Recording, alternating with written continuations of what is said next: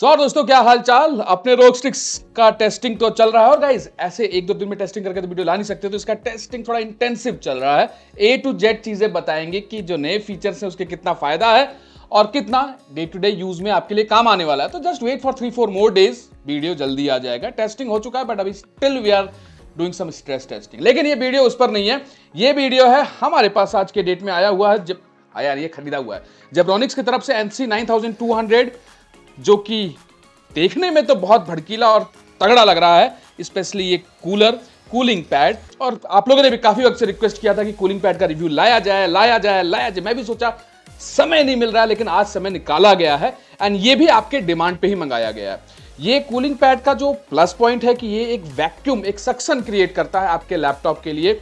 जो भी आप लैपटॉप यूज कर रहे हो, 16 इंच का, 15 इंच का, स्पेशली 14 इंच का आई डोंट थिंक इस पे काम करेगा। एटलीस्ट 15 इंच 16 इंच का लैपटॉप होना चाहिए।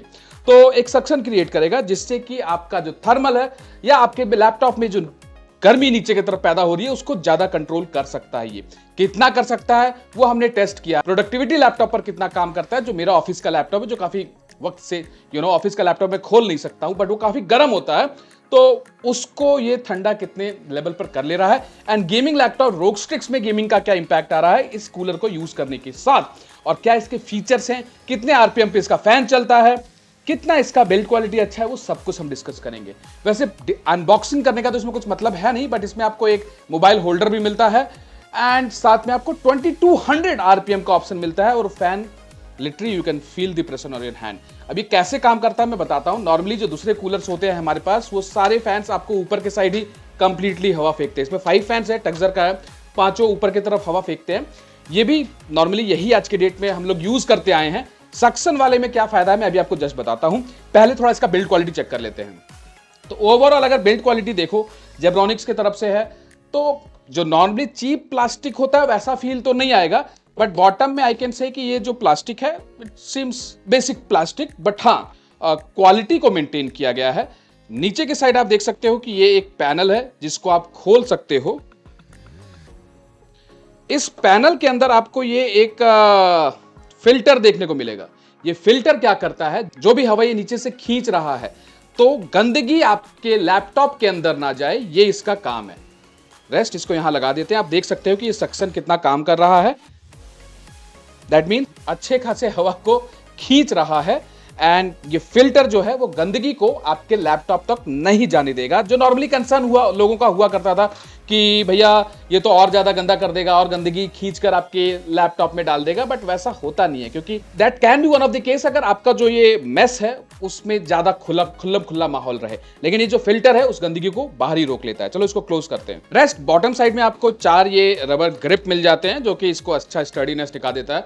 प्लस 11 लेवल पे अप्रोक्सीमेटली ये आपका लैपटॉप को आप प्लेस कर सकते हो, जो कि इस लेवल पर काफ़ी ज़्यादा हो जाता है। प्लस ये आप इसको अपने लैपटॉप के अकॉर्डिंग, इससे थोड़ा मेटल बिल्ड में दिया गया है, अपने लैपटॉप के अकॉर्डिंग आपको यहाँ पे 3 लेवल दिया गया है, जिस पर चाहे आप एडजस्ट कर लो जिस लेवल पर चाहो।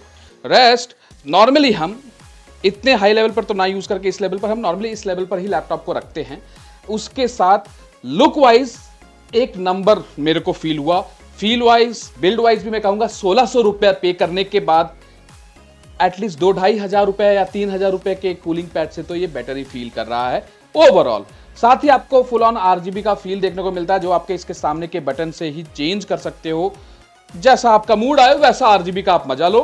रेस्ट आपको यहाँ पर ही एक RPM का बटन मिलता है, जिससे कि आप इसके फैन के RPM को चेंज कर सकते हो। लाइक अभी ये आप देखोगे तो ये लोएस्ट RPM पर है, लेकिन जैसे मैं बढ़ाऊंगा you can feel the fan noise, मतलब फैन का आरपीएम रियली में काफी बढ़ रहा है।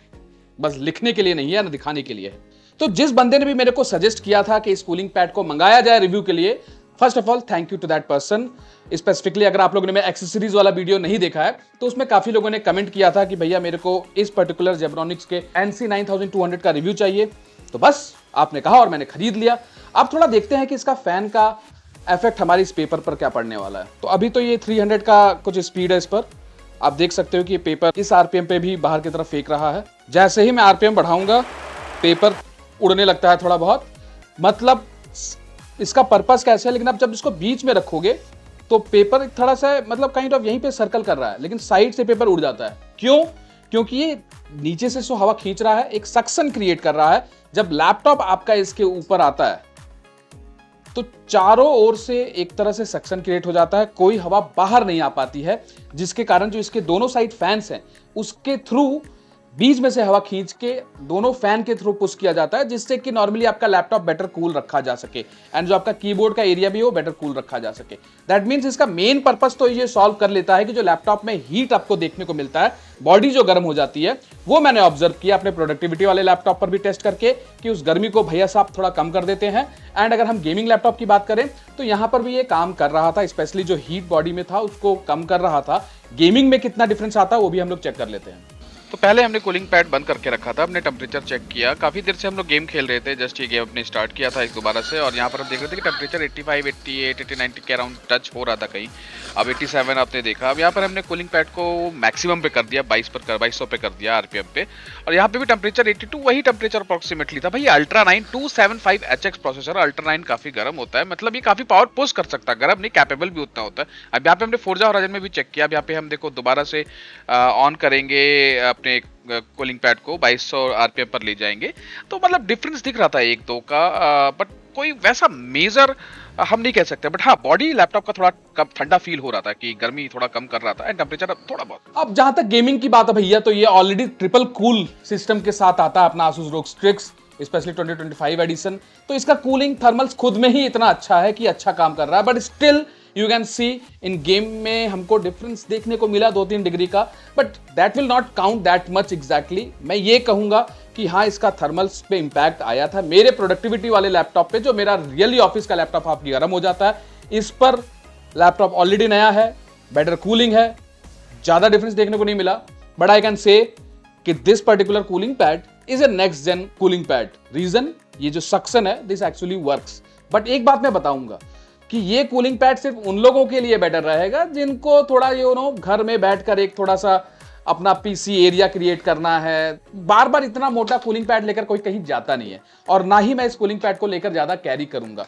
दिस इज स्पेसिफिकली फॉर कि अगर आपको एक लैपटॉप को एक डिस्टेंस पर रखना है, साथ में कीबोर्ड माउस का एक सेटअप बनाना है और इसको ज्यादा मूव अराउंड नहीं करना है, then it is a good option. Otherwise आप इस नॉर्मल स्टैंड के साथ भी जा सकते हो, जो कि 800-900 रुपए का आ जाता है, बिकॉज नॉर्मली आप कैरी करने के लिए अपने बैग में इतना बड़ा कूलिंग पैड तो नहीं रख सकते हो। लेकिन यहीं पर एक पॉइंट है कि नो डाउट टेक्नोलॉजी नया है, डिफिनीशन नया है, डिजाइन नया है, लॉन्ग आवर वर्किंग के हिसाब से आपके सेटअप पर एक मस्त एक्सपीरियंस क्रिएट करता है एंड वर्क करता है गाइस। ओनली इसका कॉन्स मैं ये कहूंगा कि जो फैन का नॉइज है उसको थोड़ा और कंट्रोल किया जा सकता है। 2200 आरपीएम पर, नॉर्मली 600-700-800 आरपीएम पे तो नहीं करता है, लेकिन 2200 आरपीएम पे थोड़ा आवाज आपको फील होता है। रेस्ट, ये जो रबड़ पैड है ये मैग्नेटिक आपको देखने को मिलता है। ये आपको एक पीस कंपनी को और देना चाहिए, क्योंकि अगर ये खराब हो जाए या कुछ नहीं तो चूहा ही कतर जाए तो आपको दूसरा नहीं मिलने वाला, फिर आपका ये कूलिंग पैड किसी काम का नहीं।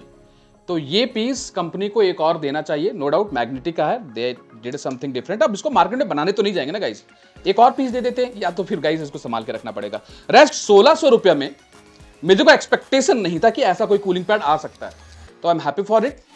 चलिए मिलते हैं नेक्स्ट अपनी वीडियो में किसी और रिव्यू के साथ, किसी और के साथ नहीं, अपने Asus ROG Strix के रिव्यू के साथ। तो जिन लोगों ने सब्सक्राइब नहीं किया, सब्सक्राइब कर लीजिएगा।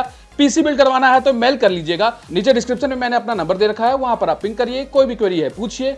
रेस्ट कमेंट सेक्शन में आपका क्वेरी आना चाहिए, बिकॉज वो भी जरूरी है। जितना ज्यादा रीच उतना ज्यादा प्रोडक्ट रिव्यू आप लोगों के लिए मैं ला पाऊंगा गाइस। चलिए मिलते हैं नेक्स्ट वीडियो में।